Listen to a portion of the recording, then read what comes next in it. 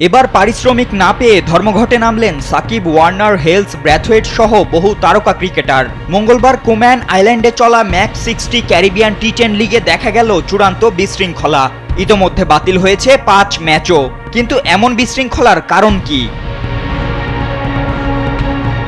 জানা গেছে, টুর্নামেন্ট শুরুর 1 মাস আগেই যেসব অর্থ খেলোয়াড়দের দেওয়ার কথা ছিল তা এখনও পরিশোধ করা হয়নি।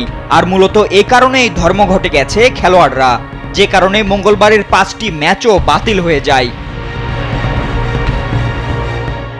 ধর্মঘটের জেরে মঙ্গলবার সন্ধ্যায় টুর্নামেন্ট কর্তৃপক্ষ প্রথমে ঘোষণা দেয় অফ-ফিল্ড সমস্যার কারণে সমস্ত খেলা বাতিল করা হয়েছে এবং ফাইনাল হবে বৃহস্পতিবার ক্যারিবিয়ান টাইগার্স বনাম ভেগাস ভাইকিংসের মধ্যে। এখন যে কোনো ব্র্যান্ডের পুরাতন এসি বদলে নতুন ওয়ালটন এসিতে উপভোগ করুন 25% ছাড়।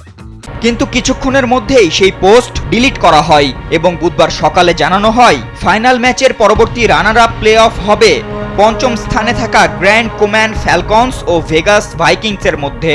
এরপরই ট্রফি প্রদান করা হবে।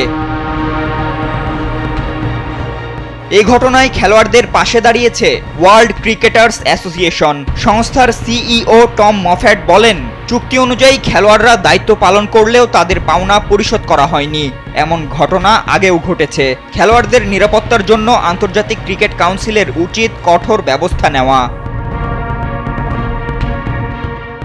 এই বিতর্কিত টুর্নামেন্টটি পরিচালনা করছে দুবাই ভিত্তিক বিএমপি স্পোর্টস, যারা নিজেদের বিশ্ব নেতা দাবি করে ক্রিকেট লিগ মালিকানা ও ফ্র্যাঞ্চাইজিংয়ে। কিন্তু ম্যাক্স 60 লিগের এই সংকটে তারা এখনো কোনো মন্তব্য করেনি।